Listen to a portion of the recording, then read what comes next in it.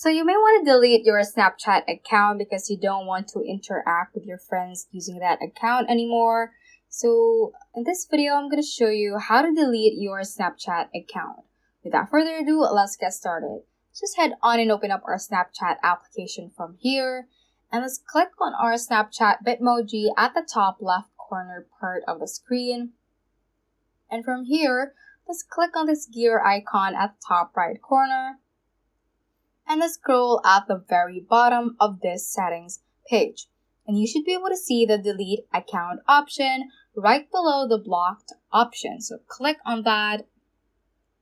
And then a page will load and will ask you to enter your username or email and your password. So just do that. I'm just going to do that real quick as well. And just click on login once you have entered your information and wait for it to load. Now this delete account page will then appear, and then your account will be deactivated, which means friends won't be able to contact you on Snapchat. You'll also lose any chats you have saved and any snaps and chats you haven't opened. So after 30 days, your account will be deleted, and if you'd like to reactivate your Snapchat account before that happens, you can just log in to your Snapchat account. Now you will be asked to enter your password again, so just do that.